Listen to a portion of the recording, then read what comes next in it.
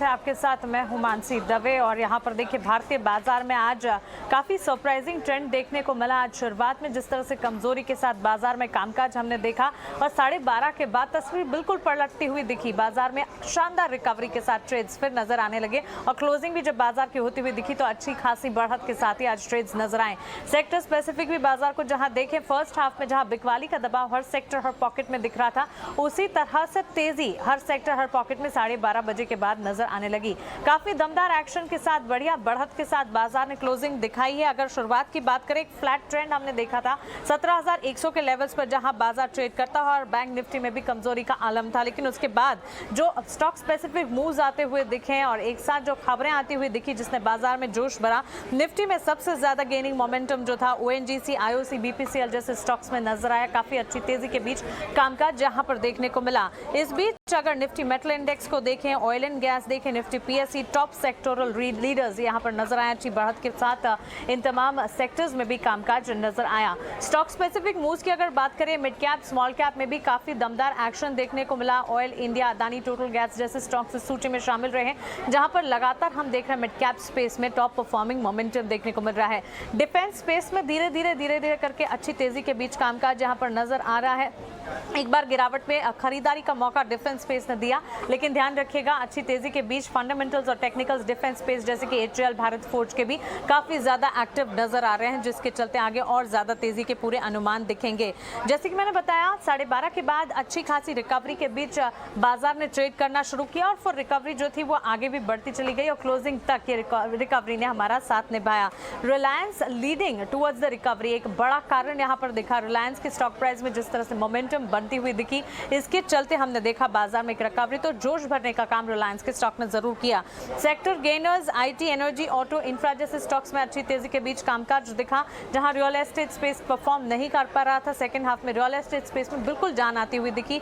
Cement counters में अच्छी तेजी के बीच कुछ तमाम स्टॉक्स ने ट्रेड कर दिखाया। इस बीच स्टॉक स्पेसिफिक मूव्स की अगर बात करें, Tech Mahindra, BPCL, Reliance, IOC, GNFC, Tata Motors जैसे काउंटर्स थे जो कि अच्छी तेजी के बीच ही कामकाज कर रहे थे। इस बीच एफएमसीजी की अगर बात करें, एफएमसीजी में हमने रिसर्च कर आपको बताया क्या कुछ होता हुआ दिख रहा है। प्राइस हाइक और मार्जिन प्रेशर्स हैं जिसके चलते एफएमसीजी स्पेस आज परफॉर्म नहीं कर पाया।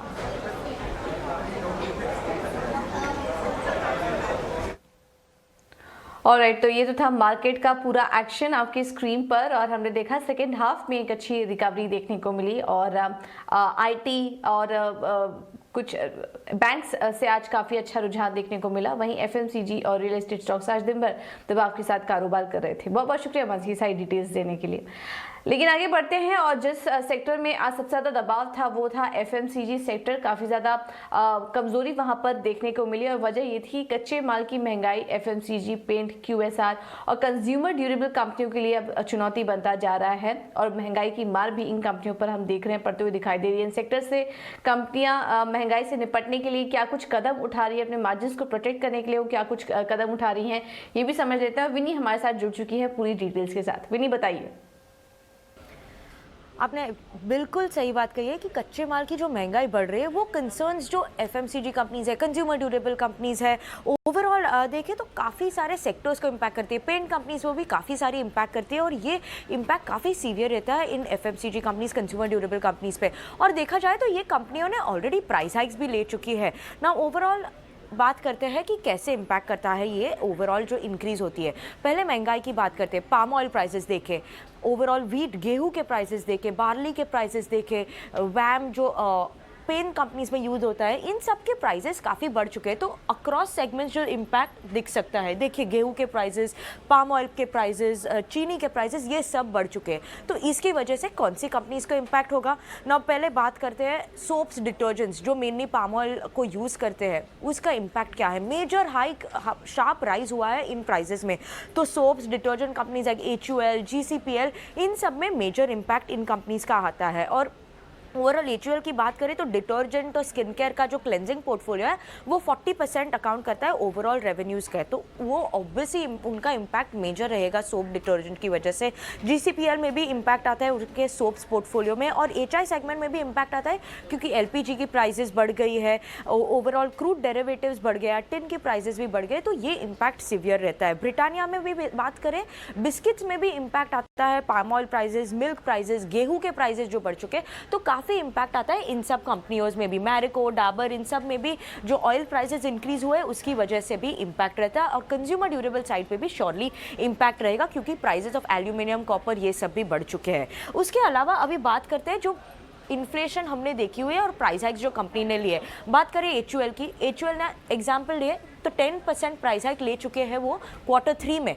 अब Q4 में जो इन्फ्लेशन, महंगाई बढ़ी है वो है 21%, तो अप्रॉक्सीमेटली प्राइस हाइक कितना होना चाहिए? अभी 10% और प्राइस हाइक लेने की ज़रूरत है कंपनी को, तो इसकी वजह से एक्सपेक्ट कर सकते हैं कि इंडिकेटिव प्राइस हाइक में भी 10% और रहेगा तो ही कंपनी मैनेज कर पाएगी अपने मार्जिन्स को। ओवरऑल ये जो कॉस्ट दिख रहा है सिमिलर है ट्रेंड्स कोलगेट में, कांसाई नेरोलैक में, एशियन पेंट में, इन सब में भी ऑलमोस्ट 10 to 15% की प्राइस हाइक लेने की ज़रूरत पड़ेगी कंपनी को to manage this cost inflation. So surely ये एक फैक्टर है जो वॉच आउट करेंगे हम लोग। तो महंगाई से निपटने के लिए एफएमसीजी कंपनियां हम देखेंगे कि आने वाले समय में और भी दाम बढ़ा सकती हैं, लेकिन दाम यहां बढ़ा रही हैं ऑटो कंपनियां भी, और महंगे कमोडिटी प्राइस की वजह से हम देख रहे हैं एक के बाद एक इनकम की वजह से ये डिसीजन आ रहे हैं। पूरी डिटेल्स के साथ हमारे साथ इस वक्त ख्याति जुड़ चुकी हैं। ख्याति बताइए। टाटा मोटर्स इस साल दूसरी बार अपने व्हीकल्स के प्राइसेस बढ़ाने जा रही है। कमर्शियल व्हीकल्स के प्राइसेस कंपनी के 1 अप्रैल से 2 से 2.5% तक बढ़ेंगे। इसके पहले कंपनी ने जनवरी में अपने पीवीज के प्राइसेस 0.9% से बढ़ाए थे। इसका मेन कारण ये है कि कमोडिटी के प्राइसेस बहुत तेज़ी से बढ़ रहे हैं। जो रॉ मटेरियल्स यूज़ होते हैं कार्स बनाने के लिए उसके प्राइसेस बहुत बढ़ गए हैं। फॉर एग्जांपल एल्यूमिनियम के प्राइस QOQ 19.1% चढ़ चुका है, पलेडियम के प्राइसेस 22.3% चढ़ चुका है, और रोडियम के प्राइसेस 28.9% QOQ चढ़ चुका है। इसका मेन इम्पैक्ट कंपनी के मार्जिन में आएगा, और IIFL सिक्योरिटीज़ का ये एस्टिमेट है कि 4 व्हीलर्स में कम से कम 200 बेसिस पॉइंट का मार्जिन प्रेशर रह सकता है, और 2 व्हीलर्स में 300 से 400 बेसिस पॉइंट का मार्जिन प्रेशर दिख सकता है। तो कमोडिटी कीमतों में जिस तरह से हम जोरदार उछाल देख रहे हैं, टाटा मोटर्स 2 बार प्राइस हाइक ले चुके हैं, और इसके अलावा कुछ और भी कंपनियां यहां पर दाम में बढ़ोतरी का निर्णय ले सकती हैं। बहुत बहुत शुक्रिया ख्याति साइड डिटेल्स देने के लिए। अब आगे बढ़ते हैं और एक और डेवलपमेंट का रुख करते हैं। इस ग्लोबल टेंशन के बीच और बाजार में उतार चढ़ाव के बीच देश में निवेशकों की संख्या भी तेजी से बढ़ रही है। बीएसई पर इन्वेस्टर्स ट्रेडर्स की संख्या बढ़कर अब 10 करोड़ पहुंच चुकी है। ऐसे में ये जानना काफी दिलचस्प होगा कि राज्यों के हिसाब से कहां पर ज्यादा इंटरेस्ट बनता हुआ दिखाई दे रहा है। ये पूरी डिटेल्स लेकर डिम्पी हमारे साथ जुड़ चुके हैं। डिम्पी बताइए।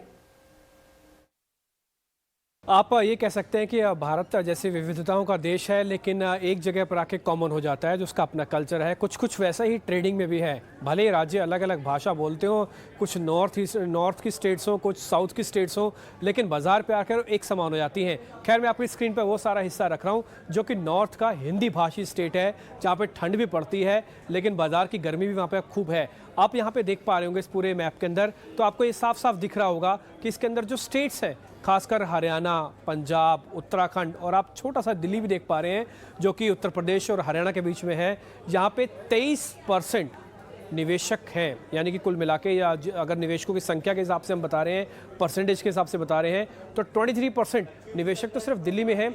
और ये हैरान करने वाला आंकड़ा इसलिए भी है क्योंकि दिल्ली के अंदर ये आंकड़ा बढ़ चुका है। ये अब उस जगह को भी हरा रहा है जहाँ पे टिपिकली गढ़ रहता था, यहाँ पे निवेशक रहते थे, या फिर ये कहें कि मार्केट के बड़े पार्टिसिपेंट रहते थे। वो था गुजरात और वो था महाराष्ट्र, जहाँ पे 15% और 16% का निवेशक का परसेंटेज है। लेकिन अगर आप और स्टेट्स को देख पा रहे हैं जो कि महाराष्ट्र और गुजरात के साथ में सटी हुई हैं, उसमें से कोई भी स्टेट आपको डबल डिजिट में नहीं दिखेगी। राजस्थान 7%, मध्य प्रदेश 5%, बिहार बकायदा 2.5% है, छत्तीसगढ़ 3% है। तो इससे ये पता लग रहा है कि जिन स्टेट्स के अंदर अवेयरनेस आई है उसका आंकड़ा जो निवेशकों का है वो काफ़ी स्पीड से बढ़ रहा है। नॉर्थ में दिल्ली की लीडरशिप है, और ज़्यादातर दिल्ली से सटे हुए एरिया 10-10% की ब्रैकेट में आ चुके हैं।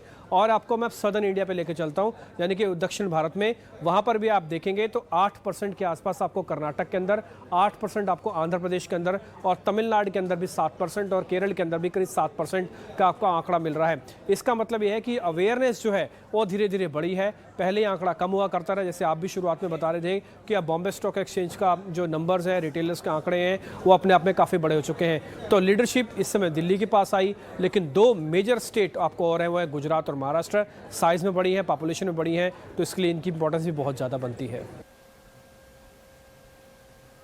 बिल्कुल, तो ये काफ़ी इंटरेस्टिंग जानकारी हम आपको दे रहे थे। महाराष्ट्र और गुजरात तो हमेशा से ही माना जाता है निवेशकों के लिए, सबसे ज़्यादा निवेशक वहाँ पे रहते हैं, लेकिन हम देख रहे हैं कि धीरे धीरे बाकी राज्यों से भी शेयर मार्केट में रुझान बढ़ता जा रहा है, और ये आंकड़ा भी हमने आपको दिखाया। चलिए अब आगे बढ़ते हैं। ये तो बात हुई इक्विटी मार्केट की, लेकिन कमोडिटी मार्केट में दिन भर किस तरह का कारोबार रहा ये भी बता देते हैं, और विश्व मोहन हमारे साथ जुड़ चुके हैं पूरी जानकारी देने के लिए। विश्व मोहन, बताइए।